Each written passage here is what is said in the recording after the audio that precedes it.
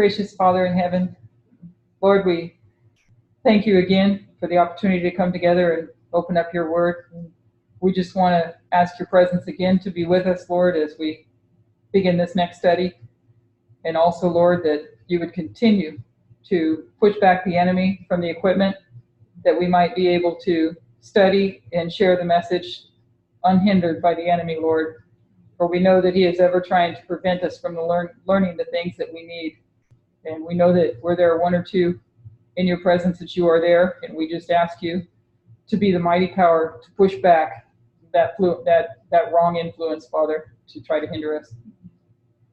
I ask you, Lord, as this is my first time presenting one of these messages, that you would be with me, Lord, that I know that I cannot go to this myself. Of myself, Father, I can understand nothing, and of myself I know nothing. And so I just ask you, Father, to, as you continue to teach me, that you help me to better understand as well, and that I might be able to have the ability, Lord, to share it in a way that we all understand. I pray that you be with me to remind me, Father, of the other points that need to be made, that we might all come through this, Father, encouraged for what it is you're showing us. So we just pray that your blessing be upon us, and you continue to pour out your Spirit upon us on this blessed Sabbath day, that we would all be blessed, Father, and come into unity and be organized for service, and be, Father, such a wall that the enemy cannot penetrate. We pray, Father, to be partakers of the divine nature. We pray to glorify thee on earth. We pray to be used by you to lighten the earth with your glory. We thank you for your presence, and we ask all this in Jesus' name. Amen. Amen.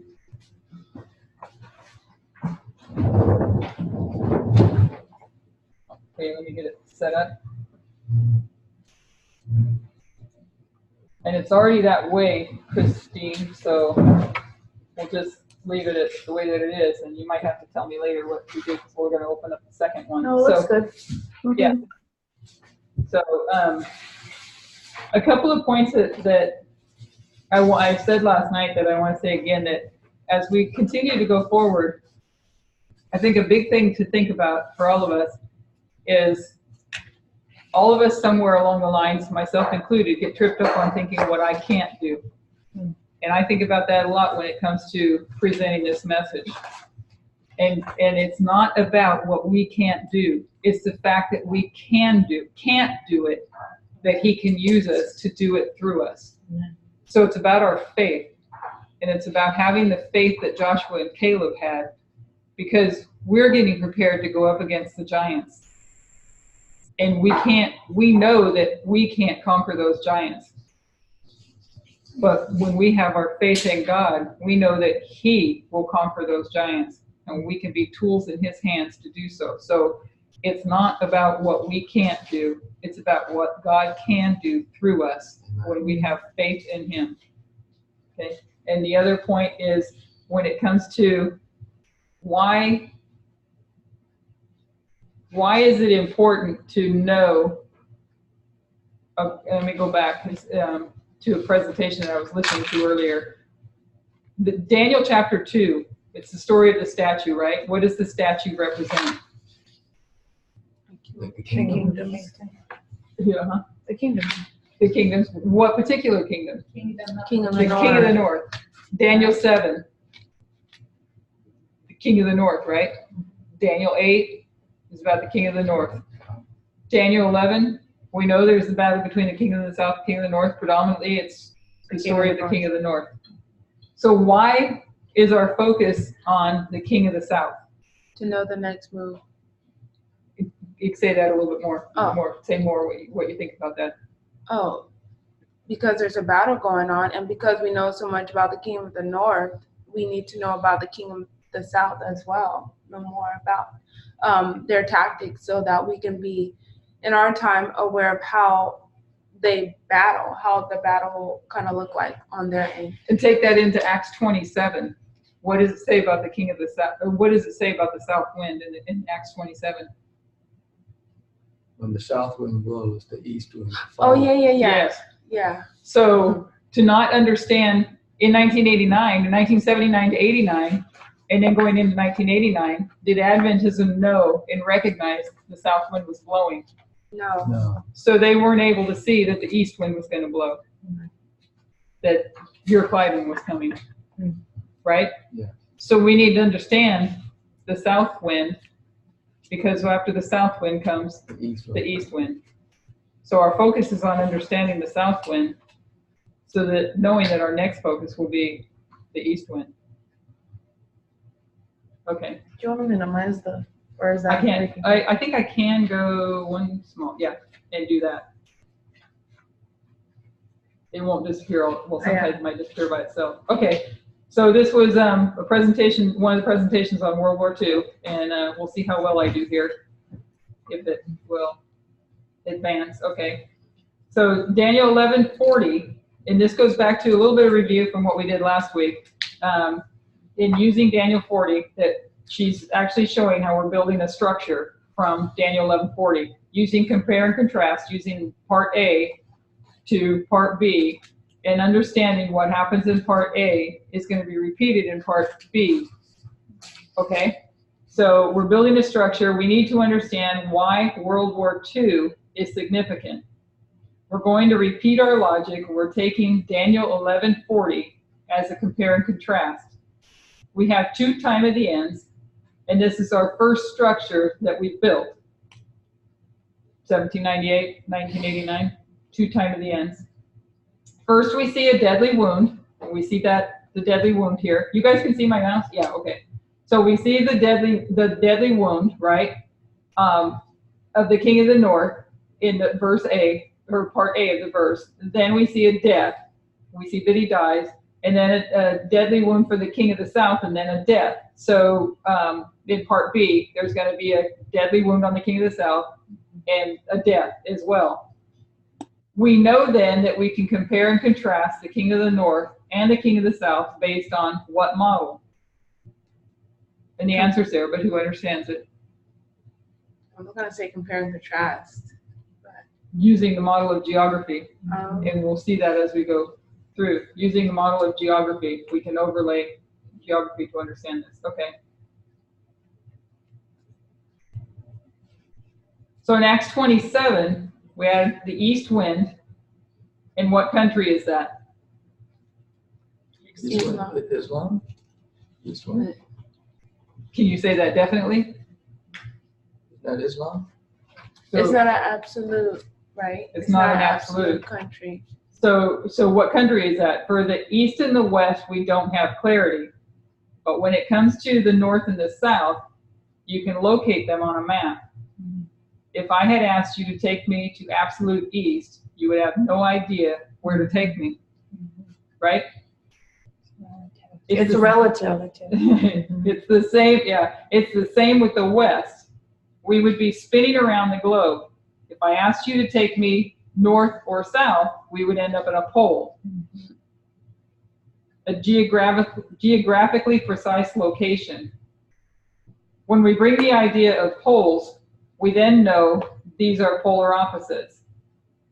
If they're polar opposites, then you can compare and contrast them because they're going to have similarities and differences. Both are covered in ice. One has landmass and one doesn't. One has polar bears and one doesn't. So just that, sorry not to interrupt. So the North Pole and the South Pole is actually really real? Yeah. Okay. Sorry, I was just, that might be a dumb question, but I just, No.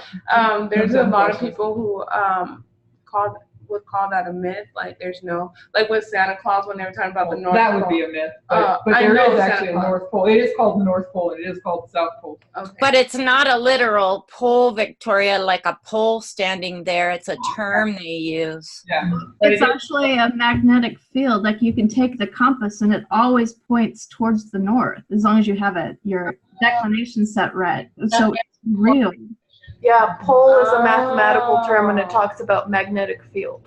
And if you're in the southern hemisphere, your compass will always point towards the southern pole. And they're polar opposites. Correct. Point. They're polar opposites. When you have two magnets, one of Yeah. each end won't Yeah. combine because they're One's a positive, one's a negative. No, the positive and negative do connect. It's when you put the same thing. Positive. I know, one end is a positive, one end is a negative, so if you have two negatives. Oh, yeah. Oh, yeah. It's all good. So there are differences, but we have to recognize there are similarities. When we consider geography, we know we can compare and contrast the North and the South, which makes you wonder, the king of the North is church over state. What is the king of the South? The opposite. State over church. State over church. So there is a church there as well, but there's a switch in the relationship. You can learn a lot from compare and contrast. We compared and contrasted part A and part B of Daniel 11:40, and then we created another structure. The deadly wound would heal, a resurrection of the king of the North would happen, so there would be a resurrection of the king of the South. This is our first structure. And then we created another structure separate to this. So everybody can follow the graph there that east and south, east and west just go in circles, so you can't have a definite point, but north and south you can have a definite point. Can I ask a question? Uh-huh. So in Acts 27, when it talks about the east wind, don't we put that at 9/11? Yes. Isn't that a definite? Oh, isn't that a definite? I get what you're saying there, but we do put it at 9/11. I don't know how to answer that. I know what went through my mind is that we know that's an example of what's happening now, that where the south wind is blowing now, so the east wind is going to blow again. That's not the answer you're looking for, and I don't have an answer for that. Isn't that because that would be two different models? You're talking Yeah, about probably. the geographical model, and then when you're talking about 9/11, you're looking in a different way, like a different structure And different I don't know. symbols. Yeah, different. You're looking at a symbol. Even though Islam is connected with the East, that's why when we went through our old notes, she put Islam there, but then there's no absolute country. There's other countries that go with that. I don't know. I'm pretty sure Parminder covers things like that in some of his classes that I have watched in the past. I think it's because there's times when it comes to where you're applying the symbol and you know what the symbol is Islam. Yeah. But in just a generic sense, east Right. and west, and I'm doing a poor job of this, but just in a generic sense, east and west do not have a particular point. Yeah. But prophetically, you can apply symbols and determine and understand that it's Islam. It brings to mind a promise of God to me, where God says that as far as the east is from the west, so have I removed your iniquity or your transgressions from you. So it can never catch you again? Right. Yeah, I think so. I could be mistaken, but it's just how God's mercy is infinite and just All encompassing, right? Because it's around the whole world. So it's all. yeah. So it's immeasurable. As what you're teaching with the east and the west, it just made me think of the promise as far as the east is from the west, because I don't think no man can measure it. The mercy of God it's measureless. Yeah. Sorry. Good No, point. you're good point. We said if this is the king of the north, and this is a period of time, 1798, 1799, if this is the king of the north, and then there's a resurrection, or Babylon, we know that what resurrects at the end of the world is modern Babylon. Now, instead of comparing the king of the north and the king of the south, we're going to compare modern Babylon with modern Israel. Modern Babylon comes in two histories. There's an Alpha and Omega. So instead of comparing the king of the north and the king of the south, we're going to compare modern Babylon to modern Israel.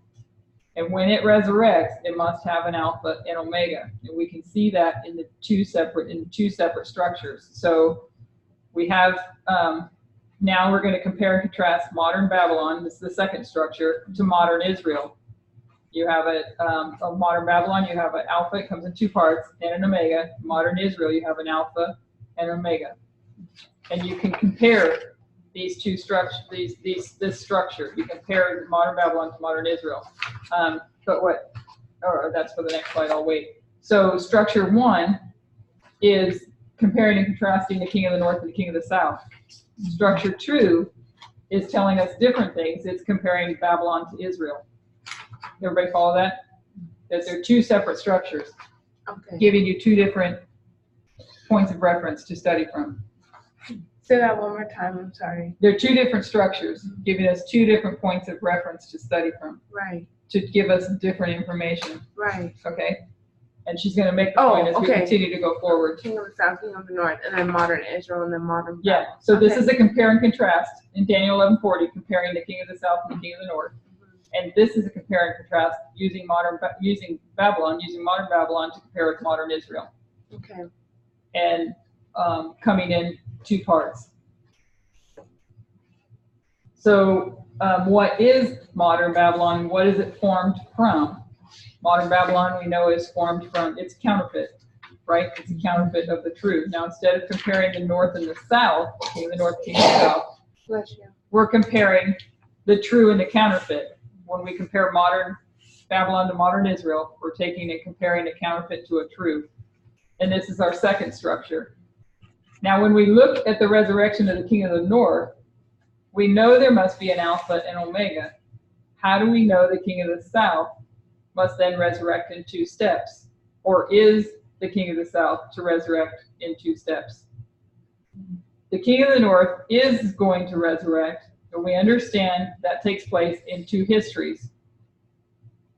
We had the Millerites in the 144,000, and do we consider the king of the south will resurrect in 2 steps? And we can't compare the king of the south with modern Israel. So you What can does that compare mean? the king of the south and the king of the north. You can compare modern Babylon with modern Israel, but you can't compare the king of the south with Israel. Right, because they're like two different. They're God's. One is God's people. Not saying that king of the south is under Satan, because we know that that's their own conscience. Right. But they're just not like, you can't compare them because They're not a counterfeit to the truth. Yeah, they're not. Yes. Yeah. The Okay. question is, we've compared and contrasted the king of the north with the king of the south, but the king of the north is a counterfeit of something, the truth. So we know we can contrast the true and the counterfeit of modern Israel and modern Babylon. This separate structure will tell us more about modern Babylon. The king of the south is not a counterfeit of modern Israel or God's people. And we have no license to compare the king of the south with modern Israel. And we're unable to see the king of the south would resurrect in an Alpha and Omega history. So you can't use modern Israel, their Alpha and Omega, to see that the king of the south will resurrect. Does everybody follow that? So you're not able to see a resurrection of the king of the south on this model. You can see the resurrection of the king of the south on the first model, first structure. I have a question. Sure. I never thought of this before, but now I'm really wondering. Who is modern Babylon? We're going to go forward and Does she bring up the Catholic Church? Because isn't it Protestants? But I've only seen no, her she go doesn't through. bring up the Catholic Church. She brings up that, Hitler's going to be the king of the north. Protestants. Oh, Hitler's, Sounds so it'd be, Protestant. it's going to be, Hitler's going to be the king of the north in that history.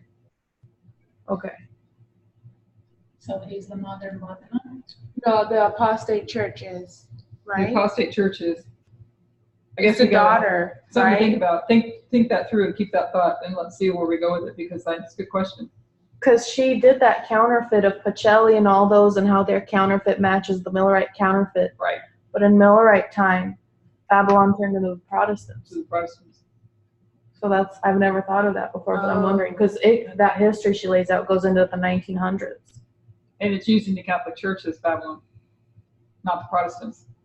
Oh, right. Yeah, you're right. So I'm wondering why. Okay. That is a good point. Because it would have been the Protestants from 1798 all the way forward. I don't think it's 1790. I thought it was 1844, isn't it? Yeah, okay, yeah. when the Good point. Protestant horn falls. Well, that's another question for you to email and ask her what her thoughts are on that. I think she's sick of my emails, and I don't want to bother her.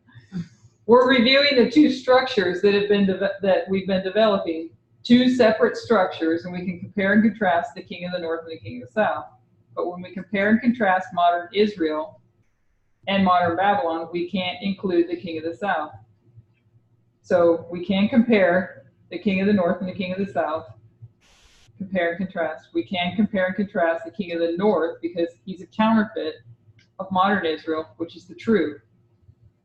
But you can't compare the king of the south to modern Israel because the king of the south is not a counterfeit. So we have to see our story on different levels. We have Christ is a lamb. Christ is a lion. So they're both Christ. These are the same. But the lion and the lamb are not the same. They're different. So we cannot compare the king of the south to modern Israel because the king of the south is not a counterfeit. Because you have the king of the north, the statue, Mm-hmm. and you have the mountain, which is the church, so you can compare these two. Right. But the king of the south is of another, Yeah. so you can't include him in this two. You can't include him. Right. So there's two structures then. And we need to come to two conclusions. First, we can see that the king of the south will resurrect.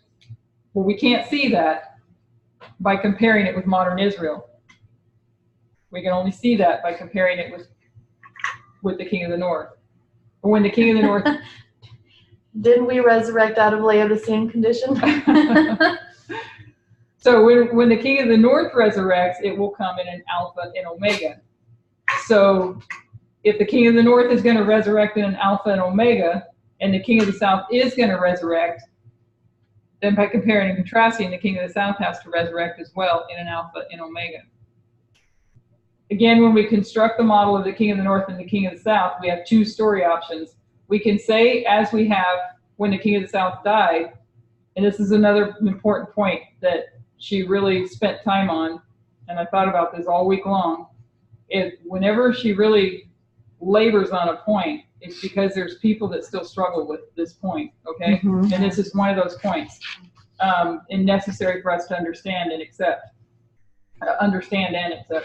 We can say, as we have when the king of the south died in 1989-91, when we say the king of the south was not the USSR but Russia. Remember in 2016, it all came out that Russia was the head, and you didn't take the head, so the king of the south didn't die. Okay? That it didn't die. It may have faked its own death, and it's just simmering, waiting to boil up again. It's still there, waiting for an opportunity to strike back. That's what we were understanding back in 2016, right? And that's one story. And the other story is that the USSR was the king of the south. The USSR received a deadly wound, and the USSR literally died as the king of the south. And later it would resurrect. So not the USSR would resurrect, but the king of the south would resurrect. Does everybody follow that? Yeah. So you can see that there's a resurrection. We know by compare and contrast what happened in verse A will happen in verse B, but it'll be the king of the south rather than the king of the north. So when they took down the wall, that's when it died, and then later it resurrected to Russia. That? Yes, but not when they took down the wall. It was 1991 when Gorbachev resigned. Resigned. Okay. Well, I think we went through that. I'm not sure. I think we went through it last week. 1991 is when he resigned, right? Yeah, 1990. Okay. So the death is a process. He received a deadly wound. The other point is made, I think that was last week made though. Yeah, I think it was last week, that in order to receive a deadly wound, you had to have been sick prior to that. Right? Oh. Yep. So it was working up to that death, and they received a deadly wound, and then over a process of time died. So the USSR died, and the USSR was the king of the south. But Russia was not the king of the south, and Russia did not die. The USSR died. So if we compare and contrast Daniel 11:40 A and B, the king of the south died as the USSR, which is what I basically just said. So the USSR was made up of satellite states, and one of those states is Russia, which is the seat of government. We say in 1991, all these satellite states were taken away, but Russia carried on through, that somehow it survived, and we would be saying it is the king of the south. That's what we were saying in 2016, that Russia is the king of the south, not the USSR. Okay, that somehow it survived 1989, 91, the deadly wound and death. So the structure tells us that the king of the south died. It doesn't tell us that it was not dead. It dies and it's resurrected. The problem with that logic is that we connect a king with a kingdom. In 1798, who received a deadly wound?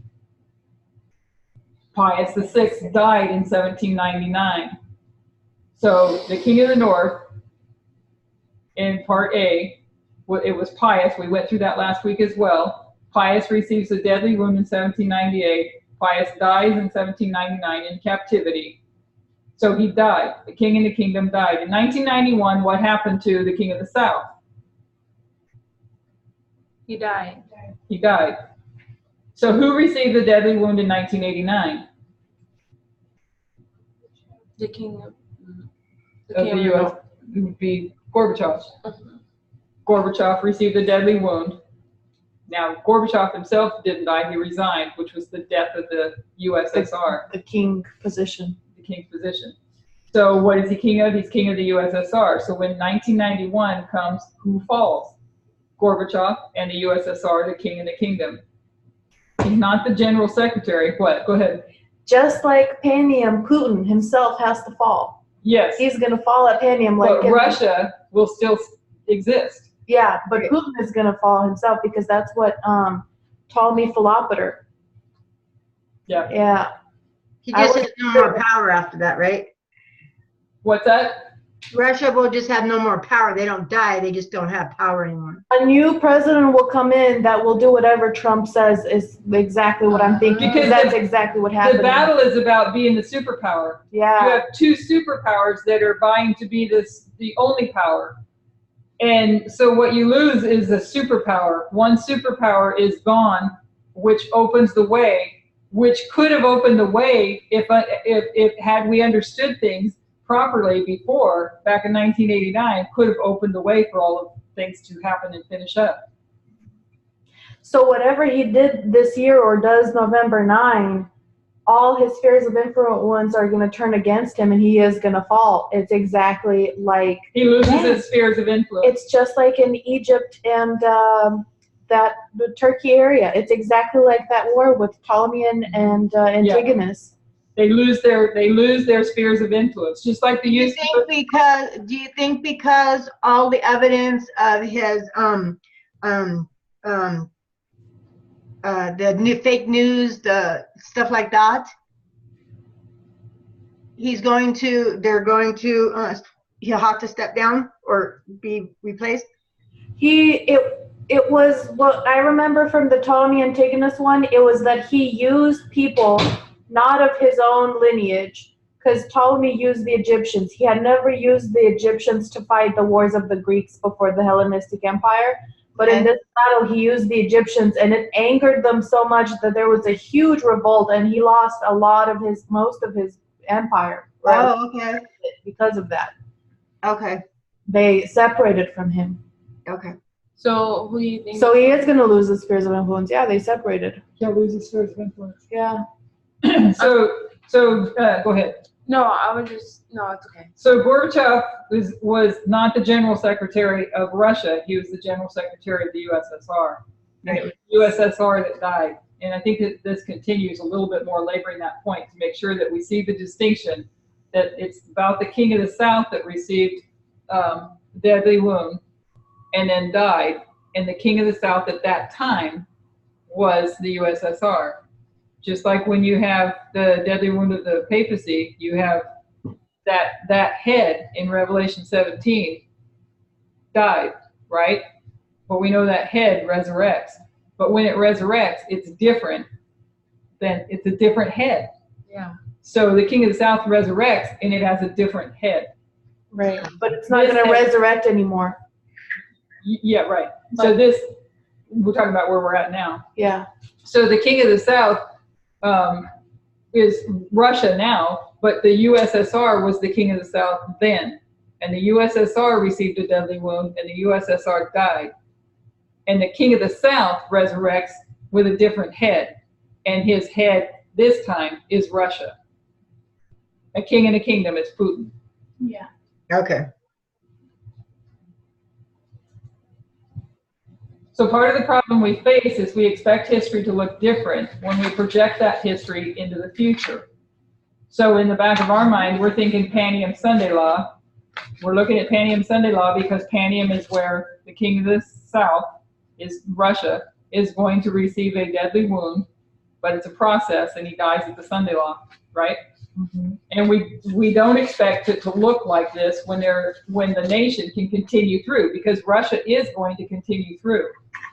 It's just going to lose its superpower, its spheres of influence, and superpower title, I guess you might want to say, with its spheres of influence. So in the back of our, let's say, so we don't expect it to look like this when the nation can continue through. We want to see the U.S. come in and take over. We want the death to look a little bit more obvious, like go into Russia and conquer Russia.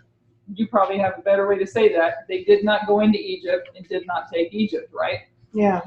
They did not take Egypt. They took the spheres of influence, which left Egypt without any power.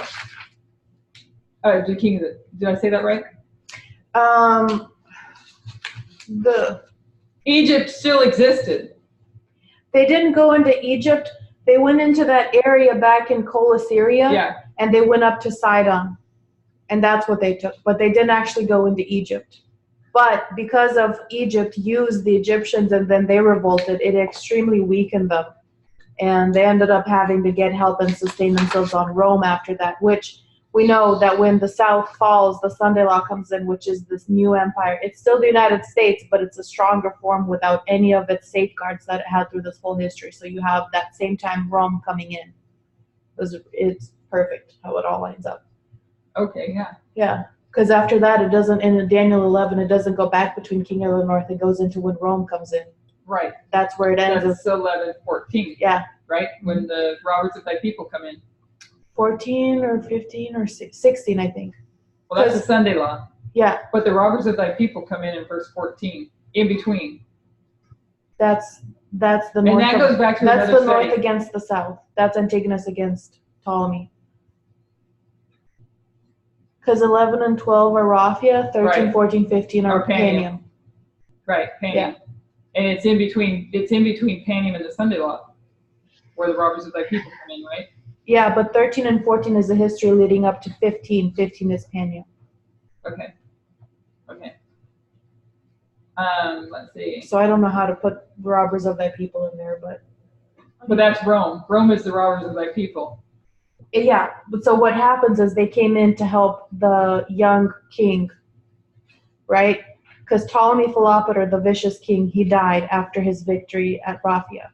Because he overindulged and probably like Alexander the Great maybe drank himself to death. I don't know, but he died because of his philandering. And then you have this 5-year-old king, and Rome saw how Antigonus and the Macedonian king Philip came together to try to go against him, and they're like, no, we're going to help him out. That's crazy. You guys are trying to fight a little 5-year-old. That's not okay. So that's when the robbers of thy people, the Romans, came and they helped the South King. He still lost. But don't they come in and help us after Raphia? Do I have that misunderstanding? I'm just telling you what it is in those verses, how it's interpreted, what the battle is and how it worked. So I don't know where you're placing robbers of thy people.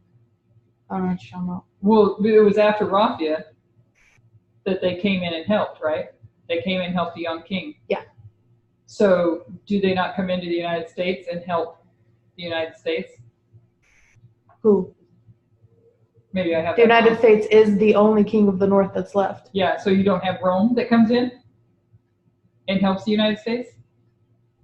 Do I have that wrong? We haven't applied as the Rome in that story as being the I might have the literal whole story Rome still in this. mixed up with me because that's The king of I don't know what that Rome represents at that time because they're not the king of the north yet. So we haven't made any application yet to if that's literal Rome in our time. I remember back from the studies of it that Rome was small. We know Rome was small. Yeah. And they come in on the scene.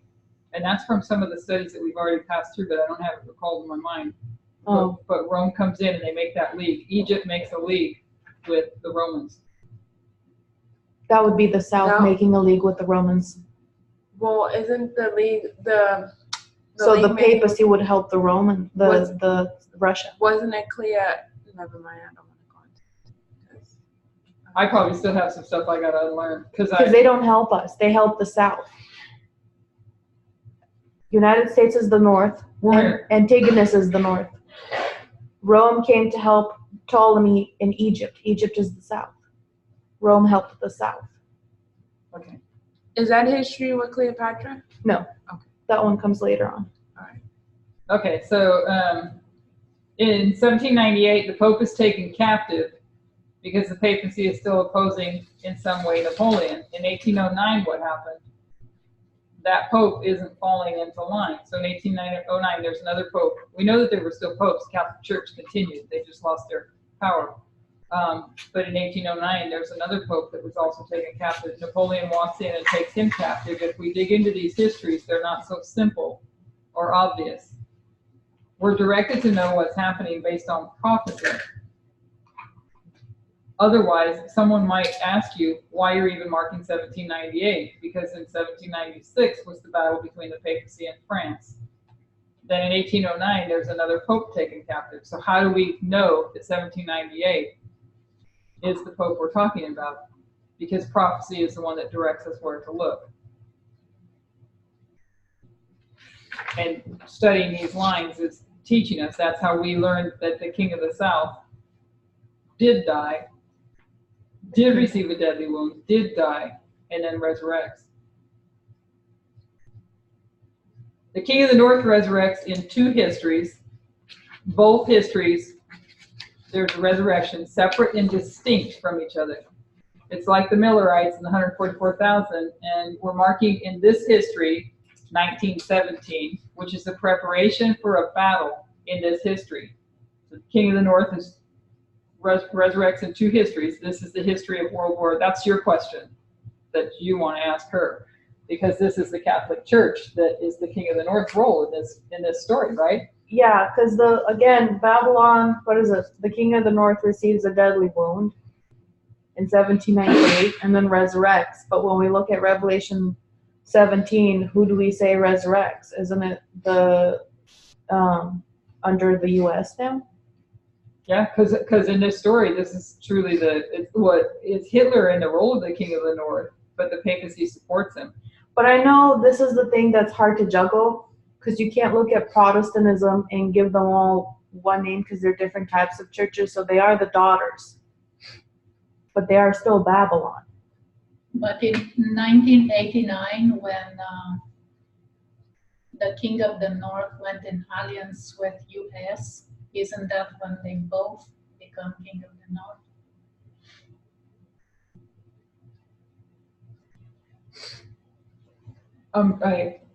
I don't know, because you mean the United States and the papacy, that you're the army of the King of the King of the North of the papacy, because back in this history, it's the Vatican that supports Hitler. So Hitler's the King of the North. So maybe we're to look at this story as not who the king is. From what we know, the King of the North, but we're looking at the role between the battles between the King of the North and the King of the South. And in that particular battle, Hitler represents the King of the North. And isn't it because the Catholic Church supported Hitler? Yes, because he's doing their work.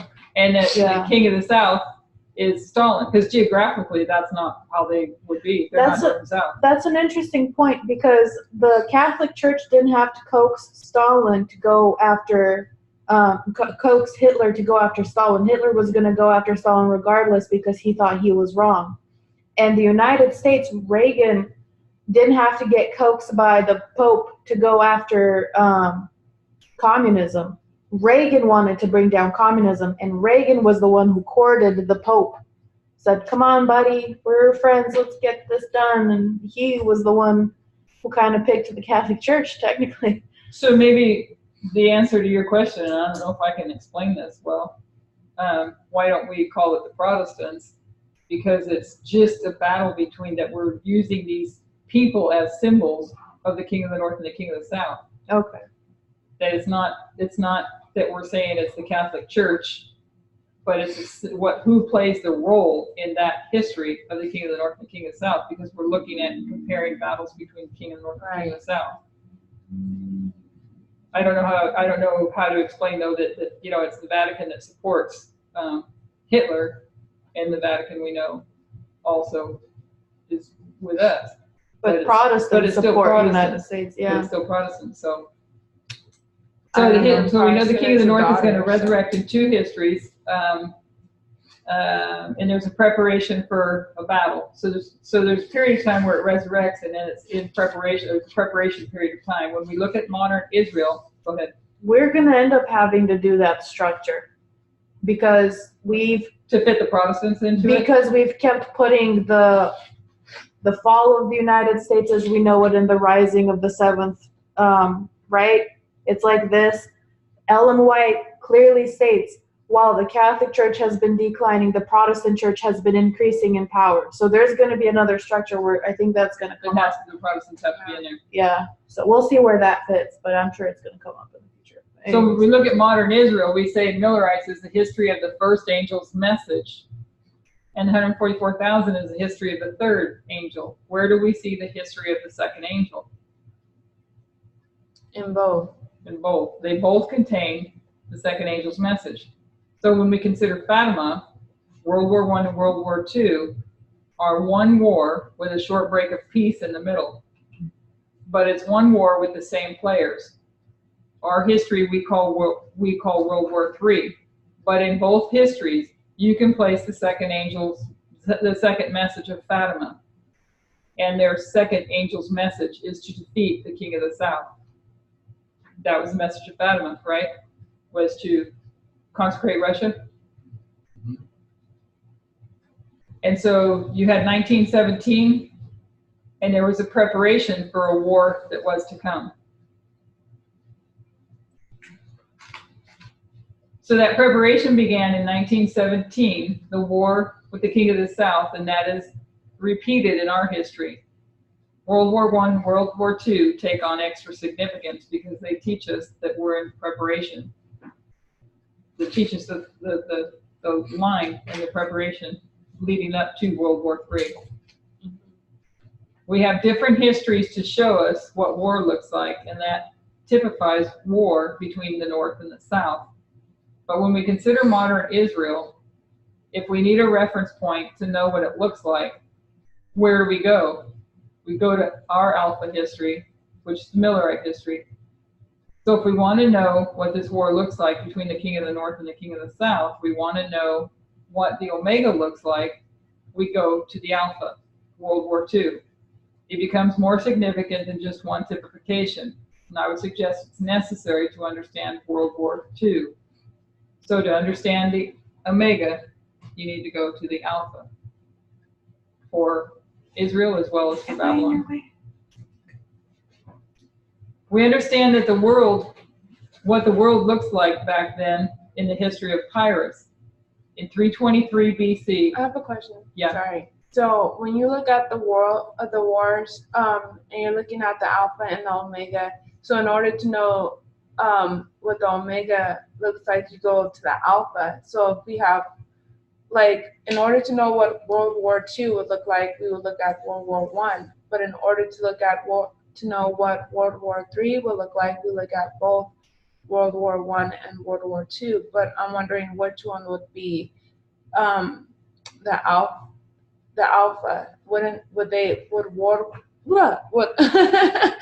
I think she kind of answers that in here. World War I, at some point, it might be this presentation or the next one, but that World War I was basically training for World War II. And as it was noted, and I don't know if I'm going to answer this question correctly, but as it was noted, is that history of World War I was a preparation for World War II. Right. So you look at I think if I got the answer right, then to understand the omega, you have to go to the alpha, and the alpha would be World War II, because World War I was a preparation for World War II. Is that correct? Yeah. Wow. What so happened- That's in alignment with the first, second. What happened in World War I is exactly what happened in World War II. So you have Catholic Austria-Hungary. Same battle, just with a pause in between. Yeah, same players. Yeah. Go ahead. Sorry, I didn't mean to cut you off. I'm not sure what you're saying. No, go ahead. Okay. So you have Austria-Hungary against Russia fighting over the Baltic countries, right? Because the Baltic countries, they lost all their power.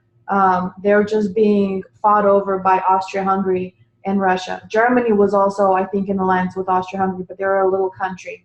Later on, they end up taking the majority of the territory of Austria-Hungary. So they're still that same area and that's still people.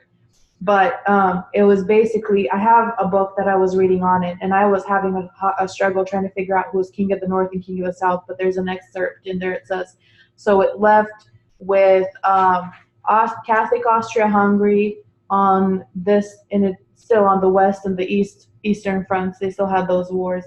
And then Russia and Austria-Hungary fighting over the Baltic countries. So they're fighting over spheres of influence of these little countries that are in between them. It's exactly what happened in World War II with Germany and Russia. They're still fighting over those spheres of influence over those little countries. And it's still happening in this war because the US and Russia are fighting over the influence of the European countries. That's why they're trying to figure out who gets to give them oil and who doesn't, who gets to have them under their control and who doesn't. It's all the same. No new thing under the sun. Yeah, it's literally the same. That poor little Europeans just keep getting. Do you see the Europeans in the World War III that are the sphere of influence, or is different countries though? Venezuela, Yeah, it gets bigger. Saudi Arabia. But right now, their oil problem and crisis thing in the Middle East that's happening, where their proxy war is being fought, is over the European countries and how to control them. No, because it just sunk into my mind. Sorry, I don't mean to interrupt, but when she compares ancient Israel to modern Israel, and you go back all the way to Moses, and then you have the history of Christ, and then you have the history of the Millerites, and then you have the 144,000, and all of those histories prior to are the Alpha history, and the 144,000 becomes the Omega history. So you're looking at all those prior histories to know what our history looks like. So it just kind of really settled in how we're looking at the Alpha and the Omega. Good. And how. And because you can also then take the Moses to Christ as an Alpha and Omega. Right. And the Millerites as 144,000 as an Alpha and Omega. Right. Or you can take that whole history prior to Christ, up to Christ, as an Alpha. Yes. And us as an Omega. Right. Okay. Yeah, I was wondering. So you can split ancient Israel into two parts. You can split modern Israel into two parts, or you can have ancient Israel and modern Israel as an Alpha and Omega. Right, but can't you look at Moses' history to our history too, like the 144,000, or is that just all combined with the prior history? Well, if you can do it both ways on the fractal. Right. You can look at Moses to Christ as that is ancient Israel. Mm-hmm. Okay, and Millerites to the end, that's modern Israel. Okay. Or you can take and split ancient Israel in two parts, and you have Moses, and then you have, which you do because we see that Moses was a line of failure, and then Christ was a line of success. And then you have the Millerites, which is a line of failure, and the 144,000 will be a line of success. But each layer of looking at it gives you more details. Right. Okay. I'm just understanding all of that. Okay. So in 323. Sorry, can I just read this real quick? This is from this book on the Great War. It says, through many generations, the Balkans were a prize fought over by Muslim Turkey, Catholic Austria, and Orthodox Russia. The same thing. By 1914, Turkey having been pushed almost entirely out of the region, the contest was between Russia and Austria-Hungary only, with Turkey waiting on the sidelines in hope of recovering some part of what it had lost. and the Middle East ends up being a place where they fight, which was interesting because the Middle East, you don't really see that involved in World War II, but you do see it in World War I. But Yes. the same people lost in World War I that lost in World War II. So I think World War I and World War II are the same thing. They're both an alpha. Right. That's what I was looking at in the Yeah. ancient Israel. And that's what we had just Israel read and a few modern minutes ago. Oh, That they're right. the same. They're the same Yeah. war. They're the same war with just a break in between. Yeah. You know, it's all the same players. Yep. They just had a little break in between. So Yeah. okay, so in 323 BC, Alexander the Great dies. Then you have 22 years of fighting. And that period of time is the Diadochi Wars, and we're going to pick up at the 3rd and 4th of the Diadochi Wars and what happened in those periods. And that's where in the 3rd and 4th Diadochi Wars is where you have 5 generals. Prior to that, you have dozens of generals. When you get to the 3rd, you then are down to 5 of those generals. In World War I and II were one war, and that's right there that she's saying it again, with an armistice in the middle. That's a break. That means a break, Yep. right? Peace. Okay. Peace. Armistice, it doesn't end the war. It just is a peace in between the war, if I understand it. It's an agreement to stop arms Yeah, until but it's not the end of the war. They No. try to settle it without it's a bloodshed. limbo. I thought it was interesting because I tried to Google that, and it says World War I ended at 11 a.m. on the 11th day of the 11th month. Google wrote it this way. I didn't do this. In 1918, Germany signed an armistice, an agreement for peace and no more fighting that had been prepared by Britain and France. At the start of 1918, Germany was in a strong position and expected to win the war. And you have also that same thing in the Pyrrhus line of Alpha, in the Alpha line, and in World War II Alpha line. It's always the breaking of that peace treaty that ends up starting the war. Because when Germany went to attack Poland, they just broke the peace treaty that they signed. They signed an agreement to fight no more, and then when they went to take Poland, they just broke that treaty. So it Yeah, always They has broke the treaty. breaking a treaty, yeah. So peace between wars. And that's part of the line, and we'll see that as we go through here. Yeah. We'll see the lines as we go through it. And Peace World between War you I, said? Peace between war, you said? They have a peace in between the wars, the treaty that they make between the wars. And then when they break the treaty, that's what started World War II. yeah, and I think there was another treaty that was broken in World War I because when that guy killed Franz Ferdinand. So that was also a breaking of a peace. I don't know, but it's the same war basically. What she's saying. So the 3rd and 4th Diadochi Wars, also, they're one war with an armistice in the middle. There's a treaty that gets broken. And we'll see, I got the lines coming up either in this study or the next one. But in these wars, you find the same players. I got it wrong, something in there that I missed. There's 3 allies against Antigonus and his son Demetrius. I don't know what I tried to write in there. But there's you have the allies that are against Pyrrhus Antigonus. is with Demetrius, Pyrrhus, so it's yeah. all 3. And so, thank you. Yeah, missing what I put there. There's been a peace treaty. There was a peace treaty in the 3rd war, the Diadochi War, 3rd Diadochi War. There's this period of peace where they prepare to fight again. When is that peace broken? And it's broken when Demetrius liberates Athens from a dictator. And we're going to see as we go further when that dictator was placed there. And Cassander placed it there in 317. We'll see it on the line here in a minute. The 3rd Diadochi War, I don't think, was Pyrrhus involved in that one? Pyrrhus, you're going to see Pyrrhus comes in on the scene. That's not Pyrrhus. You said Pyrrhus, not me. It says Pyrrhus right there. In the 3rd.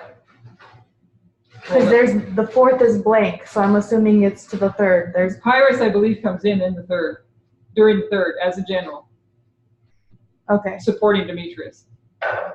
Okay. We'll keep reading them, see, and I've got all the lines drawn up as we go through here, so we'll be able to see if it's correct.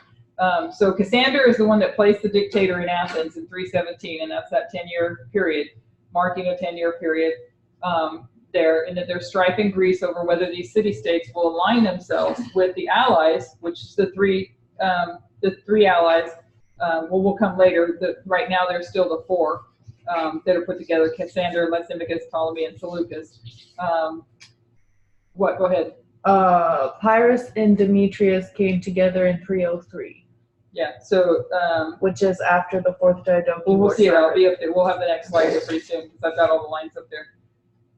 So we mark a 10-year period in their strife in Greece over whether those cities will align themselves with the Allies or Antigonus. And Antigonus is the fifth, the tier of the five generals that are there. Antigonus is still there. And in 307 BC, Demetrius liberates Athens from a dictator. Yeah, it's 303. Pyrrhus is just there because he's coming up. Okay. So Demetrius liberates Athens from the dictator that Cassandra placed there 10 years before, and this begins the Fourth Diadochi War.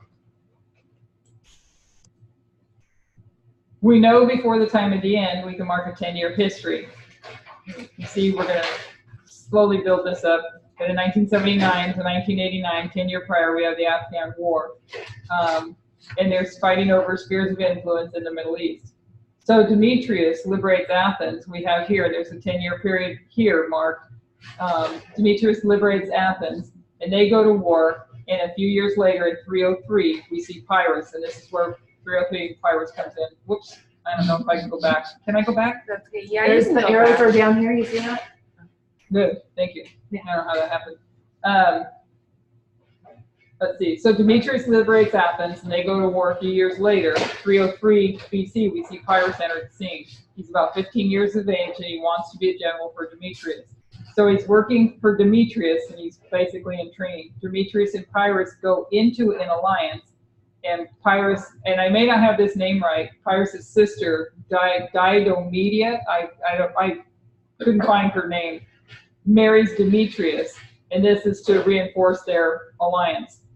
And this fourth war all leads up to the Battle of Ipsus, which is in 301. So Pyrrhus comes in under training with Demetrius in 303. That's where he first enters the scene, 15 years old. His sister marries Demetrius to reinforce the alliance, and this fourth battle is going to lead up to the Battle of Ipsus, which is 301 BC.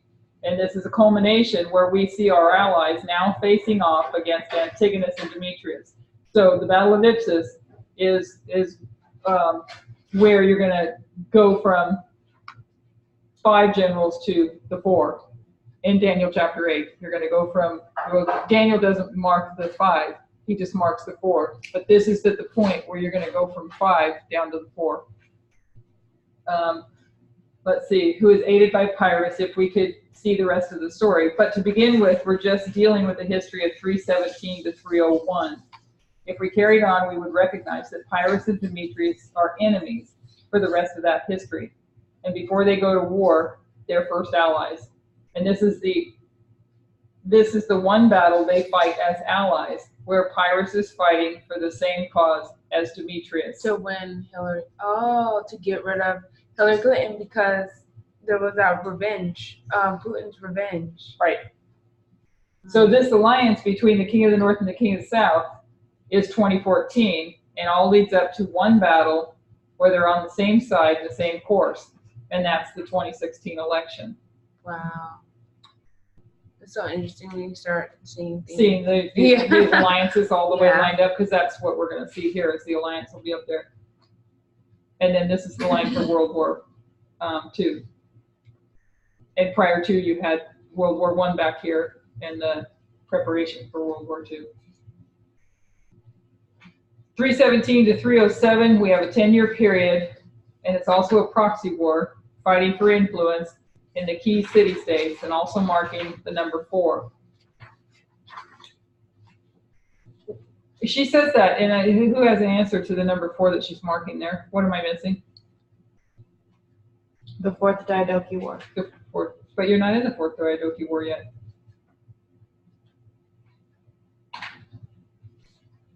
Wait, you have a 10-year period also is a proxy war fighting for influence in these key city-states. Also marking the number. The only reason I remember her marking the number 4 is because it was the Fourth Diadochi War.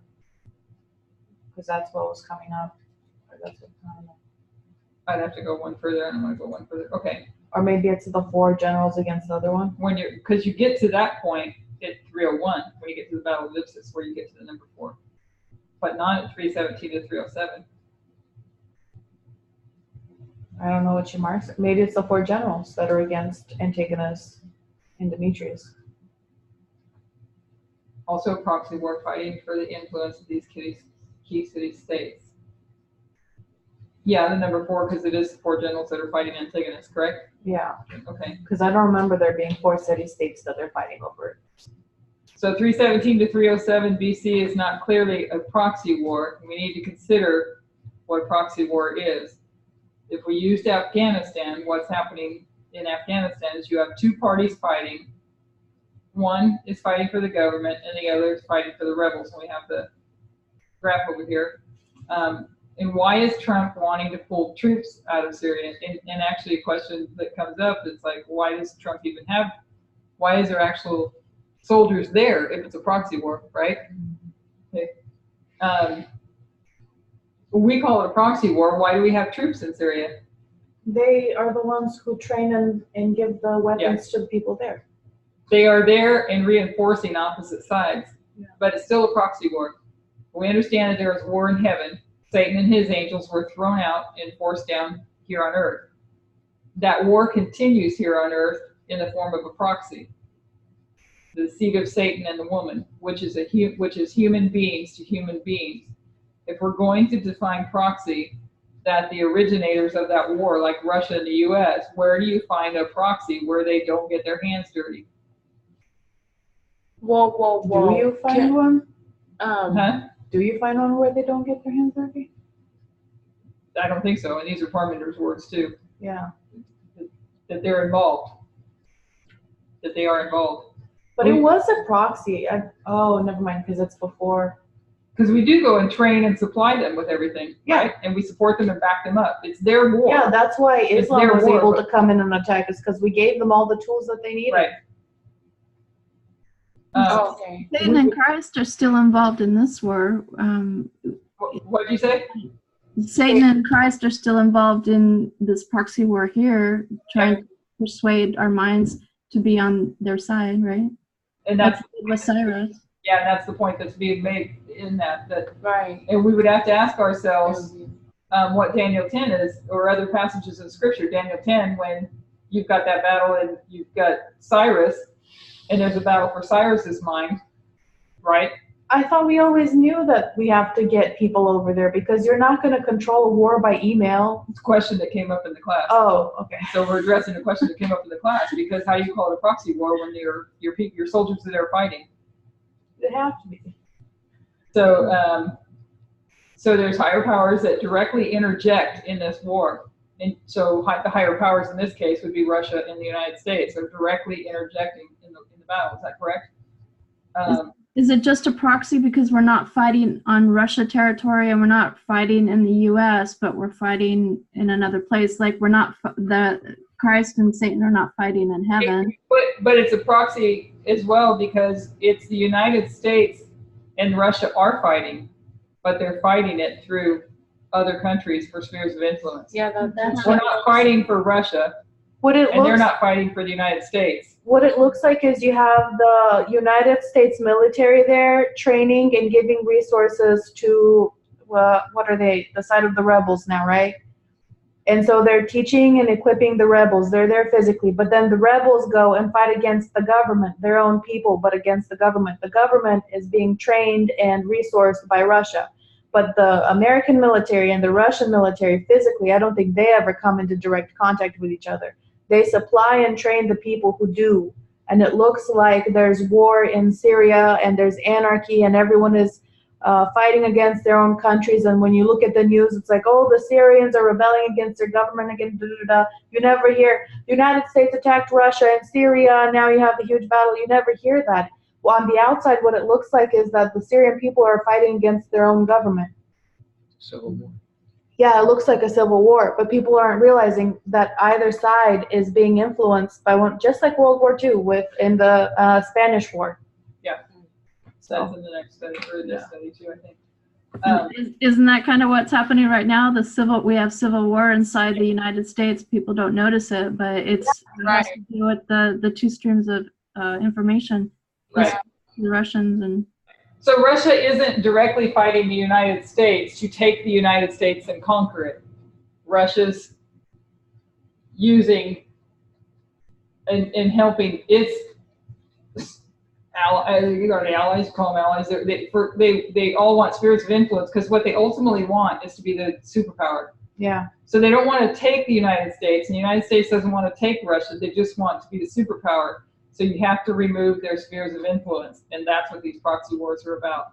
Yeah, and through gaining influence in the Middle East, they then get the spheres of influence over the countries in Europe. Right. So what is the spheres of influence influencing on the people?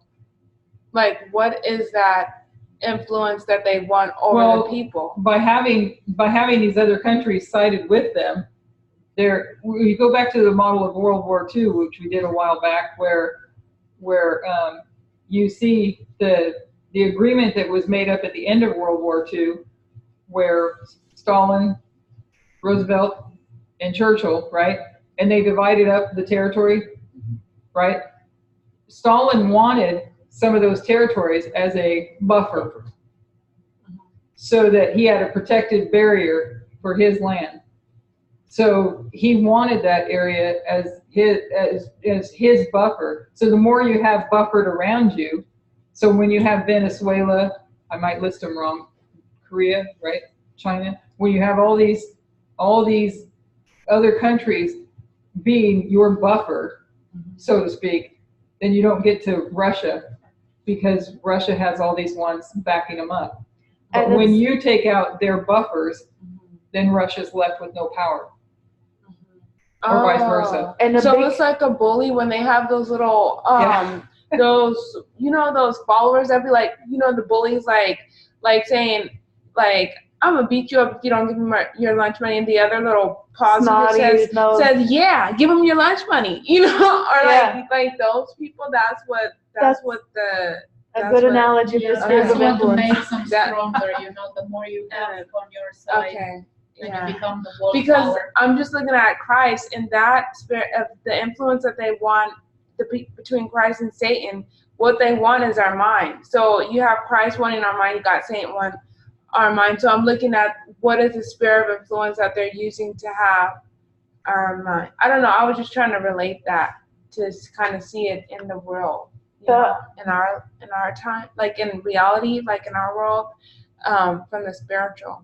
Yeah, the other thing that is in the countries that are being used as a buffer now, it's not like a physical territory buffer, it's an economic buffer. Because if you have certain countries in your spheres of influence, they help sustain your economy. And you have economic control. Because there's no like on the ground fighting physically anywhere anymore. It's just to help with economics. But and we went through that last week too. Yeah. That it's an economic, not a battle. Yeah. Because of mad mutually assured I destruction. get that. Yeah. They also know that they could mutually destroy themselves if they mutually if they destroy our economy, they also mutually destroy their own economy. Right. And so what they want is the spheres of influence to have they'd be the top dog. Yeah. And your economy goes up and down with oil. And the United States can't rely on Lukoil or any oil from Russia because they'll turn the tap on and off whenever they want. Yeah. So anywhere where there's oil, Antarctic, that's the next place to look for oil. Yeah. Okay, so that war continues here on earth. Let's see. We would have to ask ourselves in Daniel 10 and other passages, okay, it's not about being flexible in our definition of proxy. It's about being accurate in our definition of proxy. Proxy doesn't just mean pawns upon a chessboard because there's a hand that's picking those pieces up and pushing the pawns that are killed over. Rather that it being an anomaly that Russia or America are on the ground, it's actually part of what a proxy actually is. So we are on the ground there, but it's not Russia and America fighting directly. No, it's part. But that is actually part of what a proxy is called. What is a par? Par for the course. I don't know how to describe that word, but par for the course. Just means. Oh, you mean part? Was that supposed to be? No, it's part? not supposed to say part. Oh. It might have been. He might have said that, but what I heard it say was part of what a proxy actually is. That's what is expected. What is expected. That would be the same dynamic we see in Athens. Cassander has a government place. Demetrius has a government he wants to place there. And the fact that he goes in and pushes for the overthrow of that government or that dictator changes that definition.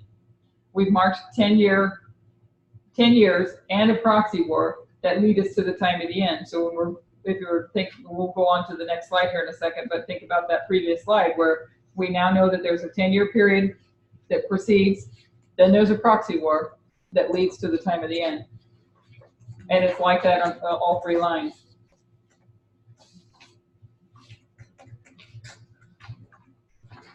So we mark a 10-year and a proxy war that leads to the time of the end, and we consider Putin. We understand that he is the king of the South, and who typifies Putin, and that's Stalin.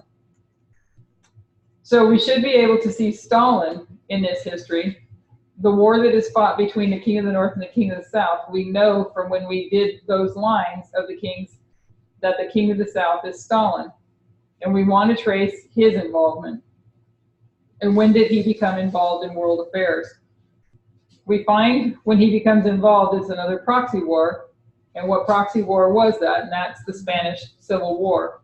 So you've got the line of Pyrrhus here at the top, and you see the 10-year period. And this is where Cassander places a dictator in Athens. 10 years later, Demetrius liberates Athens. So you've got this 10-year period of time here. It's also marking a proxy war. So you come down to 1929, where you have Stalin involved, where you have a 10-year period marked here, and a proxy war. And that's the Spanish Civil War, and it ended in 1939. So the proxy war ends, right? You come to 1979, you have the Afghanistan War, and in 1989, 10 years later, that proxy war ends. It takes us to the very significant date, 1929. Hitler begins to rise to power.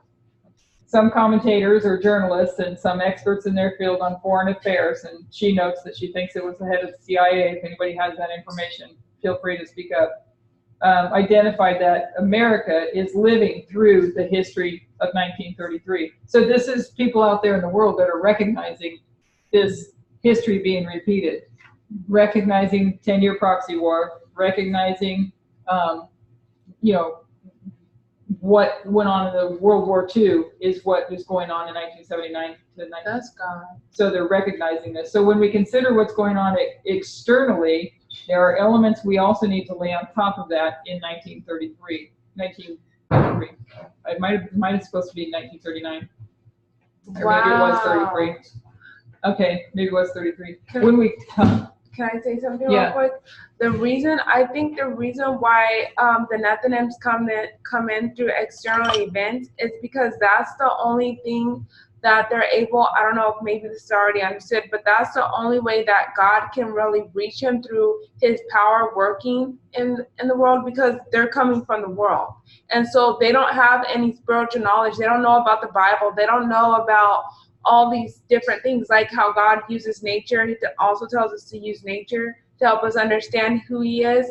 But God is also involved in the world, in the world events. So in the Nethinims recognizing these events occurring, they don't probably understand all of it, but God is in the midst of that happening. So when the Nethinims come to us, we can explain that this was all through the providence of God, and they'll better understand and possibly to see, that God is in this, that God is real, a part of this. But I don't know. It's just a waking up to recognizing that God is using world events. So taking the agricultural model, right? Yeah. The Nethinims are not giving a biblical message. Right. So plowing of the Nethinims is external events. Right. It has plowing to be. them. So former rain also has to be external events. Mm-hmm. Okay? And then they receive a latter rain, external events. It prepares them. Yeah. It prepares them because now they're able to see and hear the loud cry of the third angel. Right. Wow. Yeah. So I had to back up one screen just to verify the 1933. So it's people that are comparing 1933 as being repeated. And so it's 1933 that we could take other things and layer on top of that. Were you going to say something? Yeah, it's it's not just that, it's that when we give this message to the Nethinims, we're mostly going to use external events because God is in control of those events. So it is still his lesson. Right. And I was telling her before everybody got here that I have one of my customers that stayed in my house for a few days, and she stayed with me last year too, and I was able to share some things last year, and I found how easy it is to share the external events with people. It really is easy. Yeah. I had two girls at work this week talk about how crazy what Trump is doing, and they're like, God isn't going to force people to do it. I'm like, yeah, that's right. It's like, you should be able to worship whatever your religion. You can't like force people. I'm like, good point.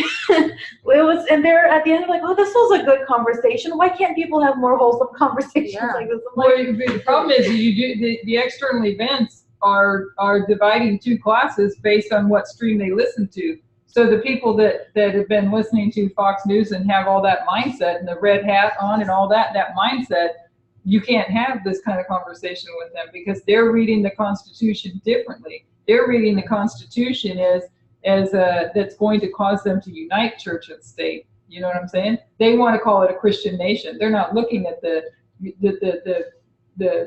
Constitution as a separation of church and state. They want to call this a Christian nation. Right. And if you call it a Christian nation, what are you doing? You're uniting church and state. It's not a Christian nation. But it just shows God meets everyone where they're at. Everyone where they're at. And he expects us to do the same. So when we consider our history, we're seeing war between the King of the North and the King of the South. We're also seeing Trump rise to power. Some very intelligent, worldly people are identifying that we're repeating the history of 1933 in Hitler's rise to power. And that began in 1929. After World War I, Germany was forced to make payments to the country it had lost to. They couldn't afford to make those payments, so they took out a loan from the United States to pay. In 1929, the stock market crashed on Wall Street, and America wanted that loan or money paid back. So Germany was particularly badly hit, and this was a perfect time for a new leader to promise to make Germany great again. Sound familiar? He learned all the phrases he needed to speak to harness all that fear in Germany, and he ran on one slogan that was placed on those banners. His argument why he should lead the country was an argument that wasn't a politician like everyone else. That is so Trump. But he was a soldier. He wasn't a part of the establishment. The same argument Trump used. Not that he was a soldier, but that he was a businessman. He wasn't a politician. He used the exact same tactics as Hitler. If we talk about learning from history, then there's at least one significant country that does not know their history. They fell for it worse than Germany, as did this movement. So we can mark a 10-year history, 1929 to 1939, and also considering the Lateran Treaty. Lateran Treaty was 1929. That's what I was going to say. Yeah, okay. Yeah. Can someone explain what that is? The Lateran Treaty is where the Democratic or Liberal Catholic Church was dissolved in, it was Germany, right? Which was the one thing keeping Hitler from coming to power.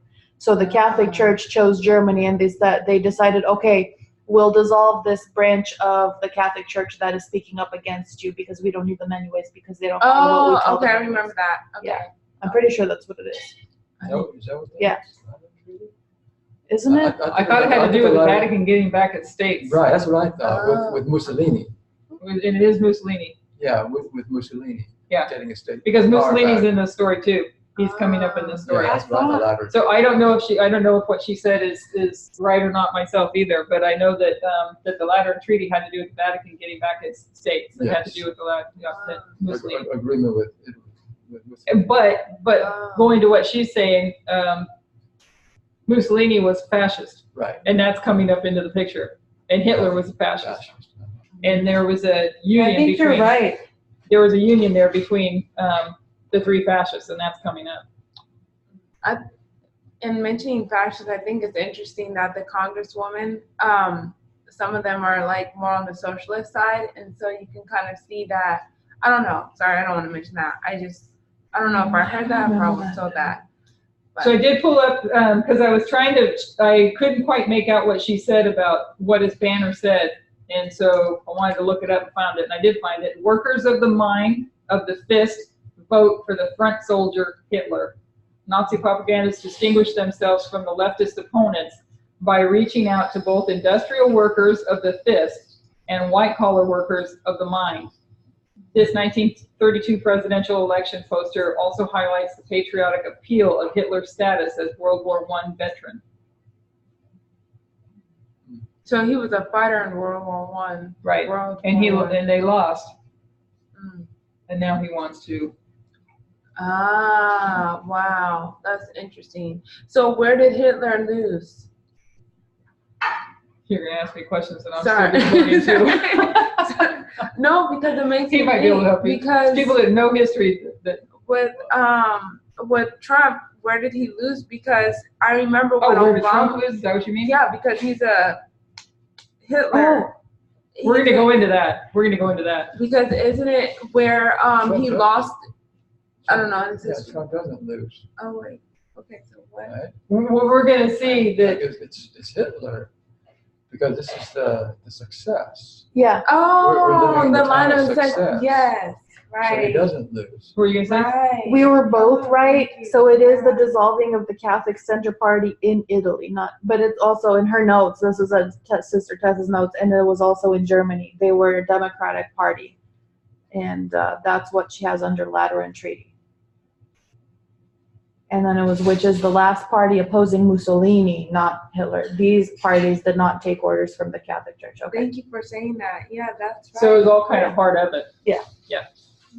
So the Spanish Civil War was where you see Stalin begin to get involved. And because when the King of the South transitions, or Russia transitions into the King of the South, they were both too busy internally to be involved. They had years of civil war. Stalin is back in the history of World War I. 1970 and through there, that they had years of civil war and Stalin had to consolidate power. He begins to be involved in the Spanish Civil War. The reason for that is that he has seen these fascist governments rise all over Europe. First of all, he saw Hitler, Mussolini, and now he sees General Franco. And now in many countries, I don't think it's supposed to say sin, and now in many countries in Europe they have political parties that are allied to either communism or fascism. I tried to correct some of now many countries in Europe. Yeah, So thank you. And now in many countries in Europe, they have political parties that are allied to either communism or fascism. It's so interesting. It's almost, when I study these, it just brings me back to my history classes in high school. Like, whoa, you know. It's turning into this strife within each country. Stalin is now worried there's too many fascist governments in Europe. So Spain descends into civil war. On one side of the civil war, you have Stalin, and he sent over so much military supplies to support the government of Spain against Franco that he ended up taking 2/3 of Spain's gold reserves. And at the beginning of the war, Spain had the 4th largest reserves of gold. So he profited. By the end, it didn't. And he broke them. On the other side, with General Franco, was Hitler from Germany, Mussolini from Italy, and the Vatican, or the papacy. Germany and Italy. All on the same side. At the end of the Spanish Civil War, Pius XII praised God for Franco's victory. I think we read that quote last week. I pulled the quote straight out of the book from Hitler's Pope. I don't think I have it in here. It was in last week's notes. So at the end of the Spanish Civil War, Pius XII praised God for Franco's victory, because once again, God's hand showed itself over Spain. During that civil war, the Catholic Church turned it into some type of holy war or crusade to save Spain from the Marxist horde, to save Spain from communism. And help me out with how this fits in here, because this is what the message of Fatima was for them to conquer the King of the South. Right? What? Sorry. So the message of Fatima was to consecrate Russia to the church. Yeah. Right? Yeah. Okay. Okay. So during the Civil War, the Catholic Church turned it into some type of holy war or crusade to save Spain from Russia. So who's Franco again? He was the leader of the military rebels that were going up against the government of Spain. Franco was the leader of the rebellion. All right. Okay. And So- he was with Hitler. Yeah. And the government of Spain was with Stalin. It was a civil war Okay. Yeah, that's what I'm starting Civil to War register. Okay. in Spain, Okay. and Mussolini from Italy and Hitler from Germany are supporting Franco, who's the rebels that are fighting the government. So the Civil War, you got the rebels and you got the government, and they all represent fascism, and then you have Stalin representing communism, and he's actually aiding the Spanish government. Okay.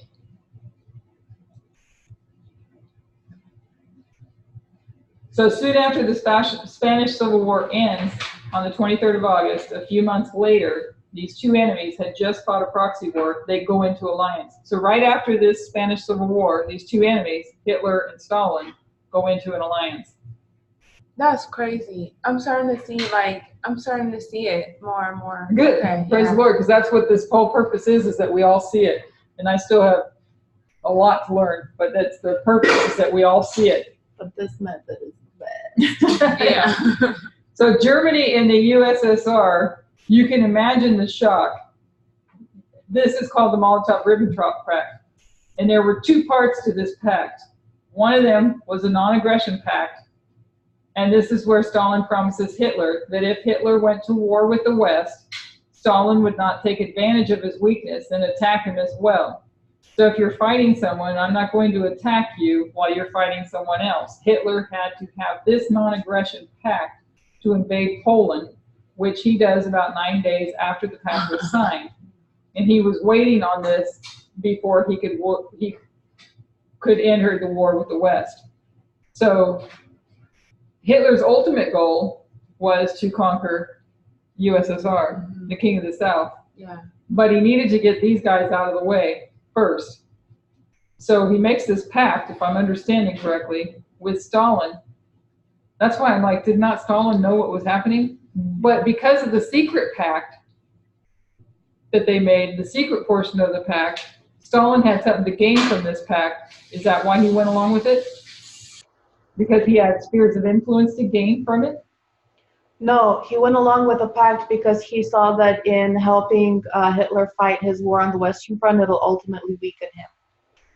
Oh yeah. That's right. Yeah, That's because right. that's the reason why after there was that break, he decided to continue to help Hitler because he saw a prolonged war on the Western Front, and And he it would saw weaken him. Hitler continue to be weakened. But it wasn't that, because if you think about it, if you don't help Hitler and you just let him fight, because he had a decision. He could have helped Hitler or he could have helped the Allies. But if you help the Allies beat Hitler, and then the Allies take Hitler's territories. And But they're if- stronger. Yeah, if the Allies beat Hitler and you were backing Hitler, you can swoop in and take his territories real quick and keep fighting the Allies. Okay. So he had a end game of his own. So this just shows who supports who in this battle again. But Hitler hated Russia. And Stalin read Mein Kampf like a bunch of times. And what Hitler says in Mein Kampf is those are despicable barbarians, disgusting creatures, those Slavs. Like, he talked horrible about the Russians. So it was a very strange union. That was a really crazy. So the second part is the division of the spheres of influence. So there are two parts to the Molotov-Ribbentrop Pact. The second part is the division of the two spheres of influence, of the spheres of influence. This is where they carved up Eastern Europe. The non-aggression pact was open. Everyone knew about it. The second, the division into spheres of influence, was secret. And on September 1, Hitler invaded Poland. And this began war on the Western Front. Why was that in secret? We're going to kind of see that as we go along. Oh. All right. That's okay. We'll kind of see that as we go along. But people did not know about it. So you have 1929 to 1939, you have the Spanish Civil War. There's a proxy war marking a 10-year period. And then you see right after that, they go into an alliance. And you can see that it is right after that because it's still 1939. And then right after that, just days after, 9 days after, Hitler invades Poland and begins war, World War II, war on the Western Front.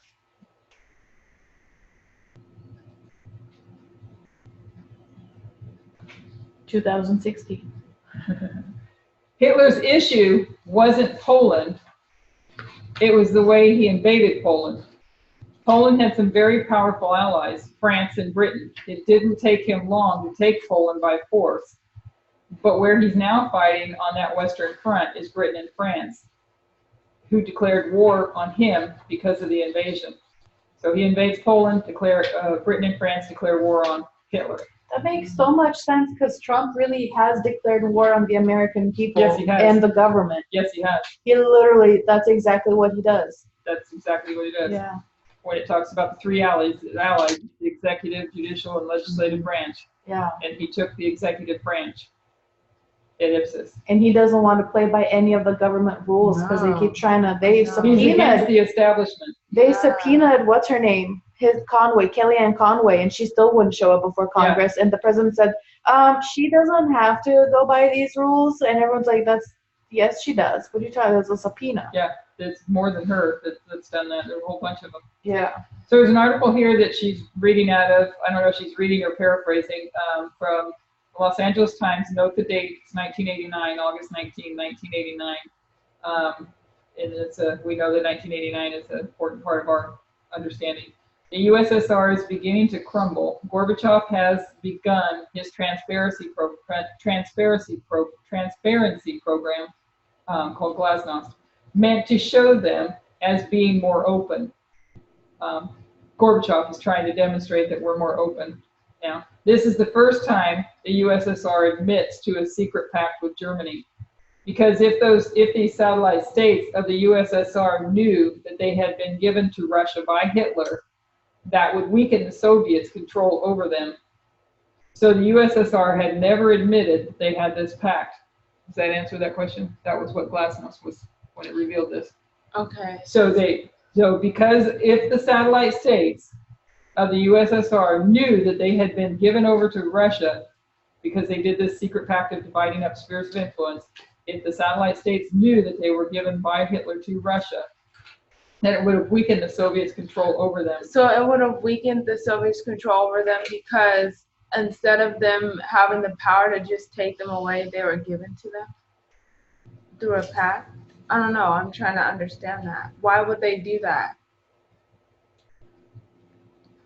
What's your question? No, I get the part that it's in secret, but for them not to know why that happened, it would weaken the Soviets' control. So I'm wondering for them to know if that's what happened, it would weaken the Soviets' control. But they didn't know. Because the communism comes in and their spiel is follow our ideology because it's better for your country. The reason why we're here is because we want to help you and make your place better.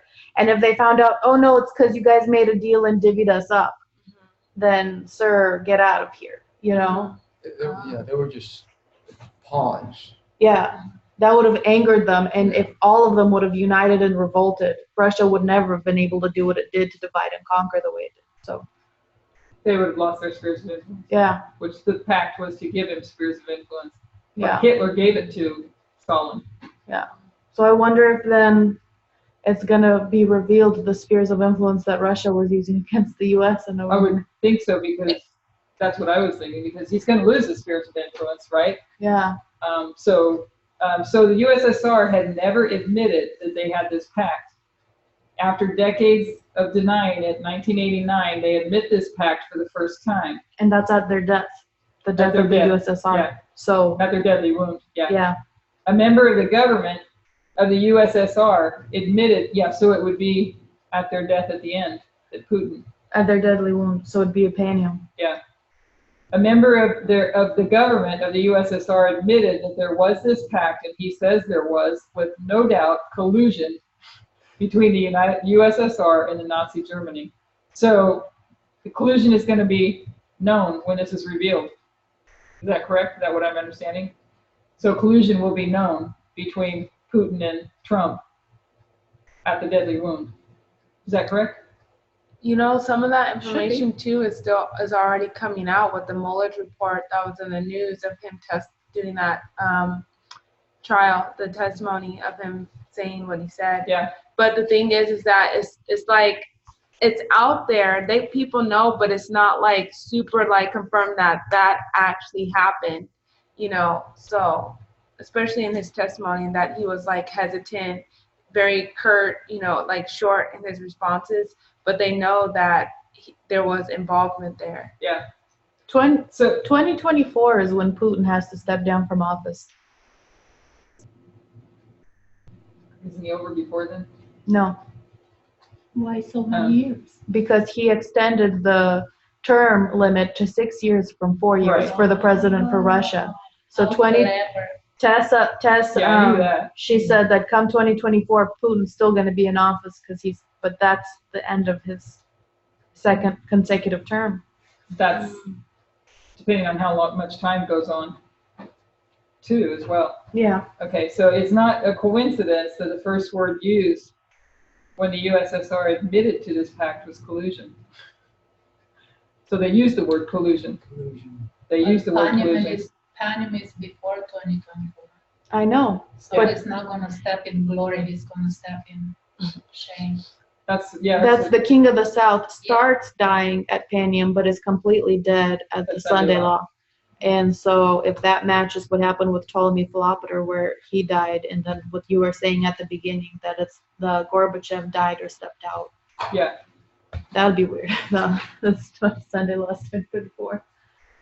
So the effect of this pact on the world, a Romanian author wrote, the whole course of world politics changed in a moment, and Britain began preparing for war. Back then. They cleared their hospitals, put blue lights in the railway stations, they packed sandbags, evacuated, and I think the word was museums. I even went to go try to use our translating plan that we looked, but when the Brazil ones, that's not possible, but it said museums. So I'm thinking that it is museums, because that is something that they do, isn't it? Protect their museums and all their artifacts. They sent children into the countries and taped their windows, all because of this pact. The division of spheres of influence. And now they knew there would be another world war. So it's saying because of the divisions of the spheres of influence they did all this. So they did know or they didn't know? But that's the part that's kind of confusing me. Because that's what I thought she was saying in Arkansas. That they did not know. Huh? In Arkansas, it seemed like she was saying that they did know. Because Well, of this, she used this quote. Yeah, because in here she actually said that it was a secret. The other part was secret. And it even went on to say that, well, I think it was her that was saying it, that they didn't admit it. Well, we see it right here. They didn't admit it until 1989. Yeah. That it's Russia that hid it. The people knew. The people knew. It's Russia that didn't know. I think that's what I was saying to you earlier. The rest of the people. Russia knew, they didn't say it. Yeah, Russia hid it from Russian people. Oh, Russian. Oh. But the others knew. Okay, that makes more sense. And they're going to war. I was confused. I'm sorry. And then so Glasnost and Gorbachev, Glasnost was taken to mean increased openness and transparency in government institutions and activities in the Soviet Union. Glasnost apparently reflected a commitment to getting Soviet citizens to discuss publicly their problems of their system and seek solutions. And the other piece there just talks about a little bit more about that.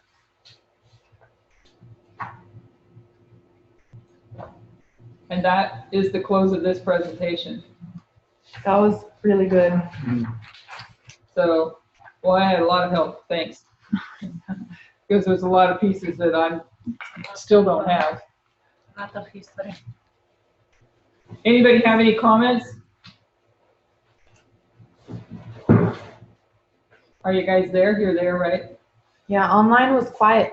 It was a great presentation. We were all absorbing it. Yay. Nice. Well, I appreciate all the feedback because there was a lot more information that I still don't understand to put it together. So we got these Romanians here that are from that part of the world and can have a viewpoint on that part of the world better than I ever could. That one more. But I have no understanding of that viewpoint. So, but it helped me a lot. And I think next week I want to do it kind of interactive as well, because it gets The more. week after. We're at next Portola week. next week. Yeah, that's what I'm talking Oh, about. I thought you were going to do this. Yeah, next they week. do it a little more interactive, just like we did here too. So that Yeah. it'll be interactive. So, because Is you guys, there internet access in Portola? I'm sorry. Is there going to be internet access in Portola for you to be able to Zoom it? Oh, yeah, we are going to Zoom it. Yeah. Okay, great. Yeah, we are going to Zoom it. We're a little bit early if you guys want to have discussion time, or we'll break early for lunch. You guys decide, and we'll close in prayer. Anybody? Then we'll go ahead and close in prayer then.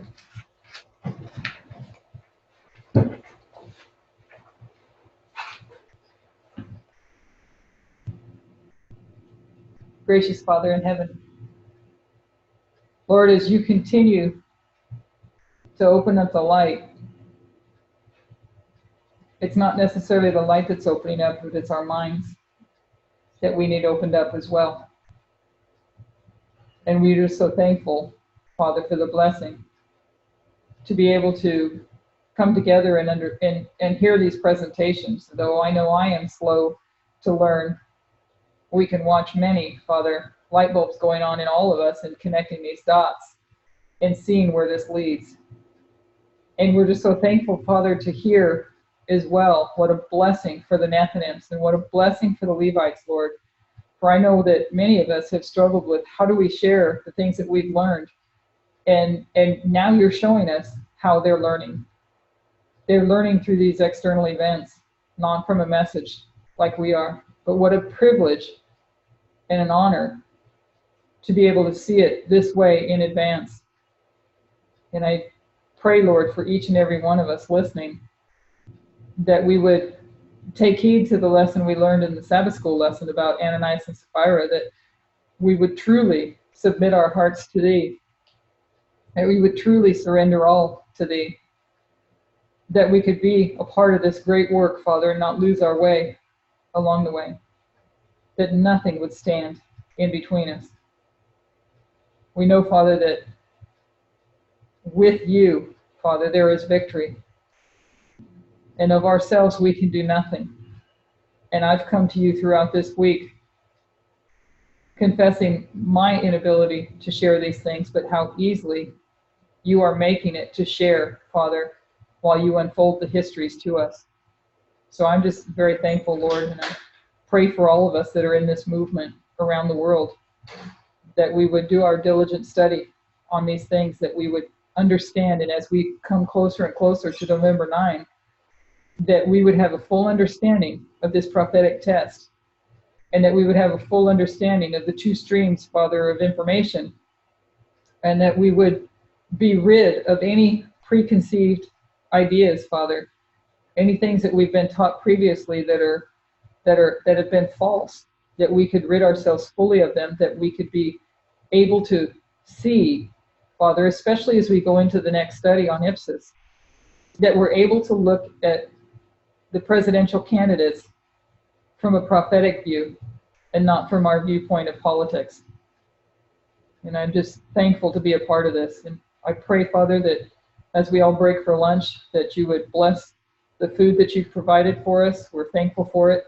We ask you to bless our conversations, and may we have sweet fellowship, Father, among one another, and just grow, continue to grow closer and closer, knit together, and that we might all be one, fulfilling the prayer of Jesus. We thank you, Lord, and we praise you, and we ask all this in Jesus' name. Amen. Man. Amen. You guys are